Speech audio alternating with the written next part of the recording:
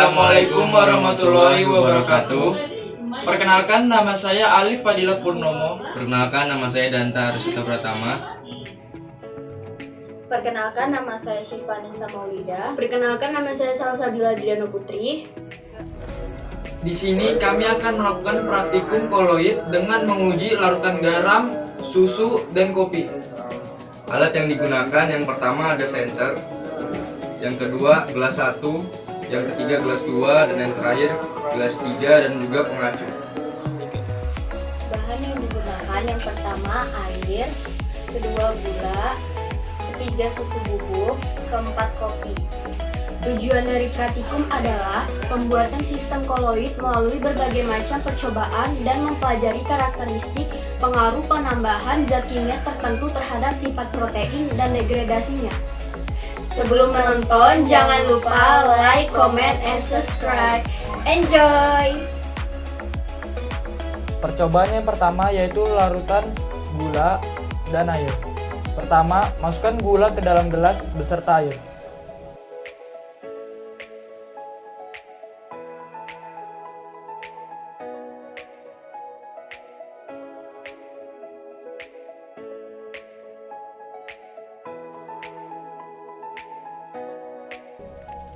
Yang kedua, aduk hingga merata.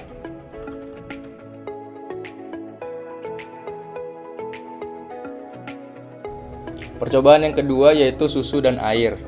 Langkah selanjutnya yaitu tuangkan susu bubuk dan air ke dalam gelas.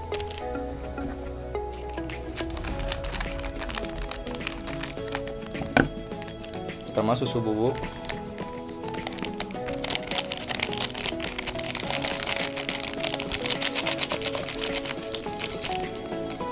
dan yang terakhir yaitu air.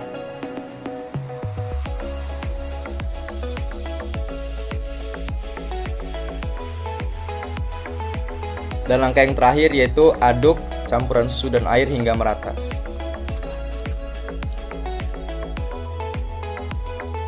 Percobaan ketiga, kopi dan air. Langkah pertama, masukkan kopi dan air ke dalam gelas.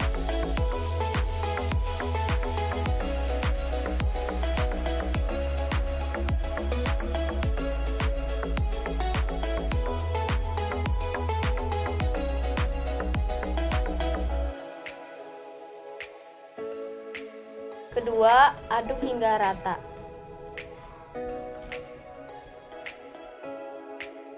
Baik, sekarang melihat jumlah fase secara fisik dengan menggunakan indera mata secara langsung. Pada gelas 1, terdapat hanya satu homogen yang jernih dan stabil. Di sini tampak tidak terjadi pemisahan dan endapan. Pada gelas 2, tampak terlihat hanya satu fase, meskipun sebenarnya ada dua fase atau lebih. Keruh, nampak stabil, namun campuran ini dapat dipisahkan akibat proses pemanasan dan pendinginan. Pada gelas 3 terlihat nyata terdiri dari dua fase, yaitu heterogen yang terpisah secara perlahan dan tampak tidak stabil. Setelah melihat pemisahan fase dan kestabilannya, mari melihat efek Tyndall. Pada gelas 1, cahaya terlihat jelas dapat diteruskan pada sisi lain gelas. Efek Tyndall yang ditunjukkan di sini tidak tampak, jadi ini merupakan sifat dari larutan. Pada gelas 2, cahaya tidak dapat diteruskan menembus sisi lain gelas melainkan dibiaskan ke segala arah oleh partikel. Partikel yang tidak terlihat tampak sebagai titik-titik terang. Jadi benar pada gelas 2 ini koloid. Pada gelas 3, cahaya dari senter tidak dapat dilewatkan pada sisi lain gelas. Jadi, pada gelas 3 merupakan ciri dari suspensi. Kesimpulan dari praktikum ini adalah 1. Campuran gula dan air merupakan larutan. 2. Campuran susu bubuk dan air merupakan koloid. 3. Campuran kopi bubuk dan air merupakan suspensi.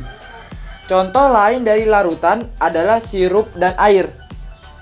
Contoh lain dari koloid yaitu agar-agar, oli, dan busa. Contoh lain dari suspensi adalah tepung dan air. Sekian dari kelompok kami. Wassalamualaikum warahmatullahi wabarakatuh.